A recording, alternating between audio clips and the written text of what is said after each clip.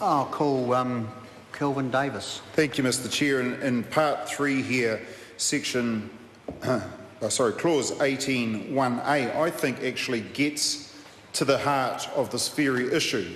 I think it is a relevant issue, and this is what we should be focusing on. And Section 1A, 18(1)(a) says, every person commits an offence who discharges a substance in or on a local authority area or conservation land in circumstances where the discharge of the substance is likely to be noxious, dangerous, offensive or objectionable to such an extent that it has an adverse effect on the environment or is likely has caused or is likely to cause significant concern to the community and the users of or land. That, Mr. Chair, is the heart of this bill. It's not about actually parking up a house bus or a caravan or pitching a tent. That's not offensive. That's not a problem. The problem is the discharge of waste. That's what we should be focusing on.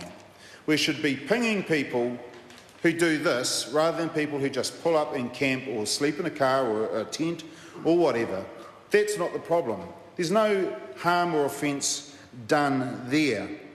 We should be focusing solely on the discharge of waste. And then, Mr. Chair, as Phil Twyford has touched on, enforcement officers may seize and impound certain property, and it talks about boats and cars and things like that. Now, they're not the problem. The boats and the caravans and the house buses, they are not the problem. It's what people do when they get out of such vehicles and go in the bush and relieve themselves. That's the problem.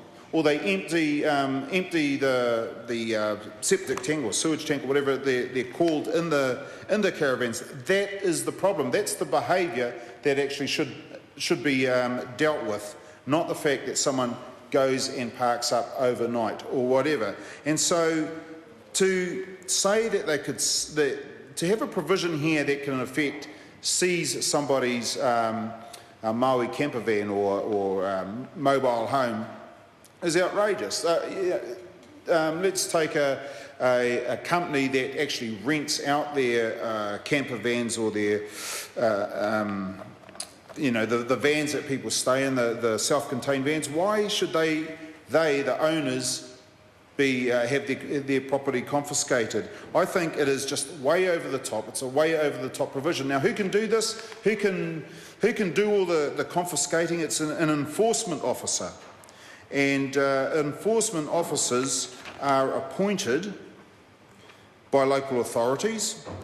If I was camping somewhere out in the wilderness and someone walked up to me and said, I'm an enforcement officer, here's my evidence, and they have to produce, on 32(1), an enforcement officer must produce evidence of his or her appointment under this Act.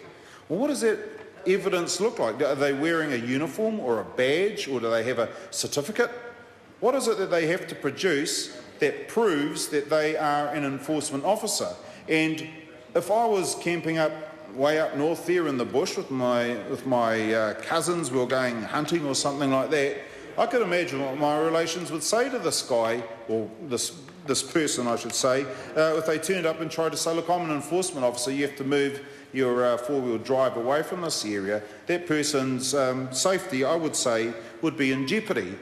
I mean, who up north is going to take it seriously when somebody just bowls up and waves a piece of paper in their face and says, this is evidence that I've been appointed by a local body to tell you to go away, to tell you to move your vehicle, especially if those people who are there have been using that spot for generations to camp before heading off to whatever the outdoor pursuit they want to do. And all of a sudden, as Rick Barker has said earlier, there's been some move by a local authority that's been gazetted and put in the Auckland Herald, and no one knows about it. Why would those people actually believe Mr. Chair, that that this person actually has any sort of authority at all. I don't understand how that piece of paper is going to actually make them, Mr. Chair.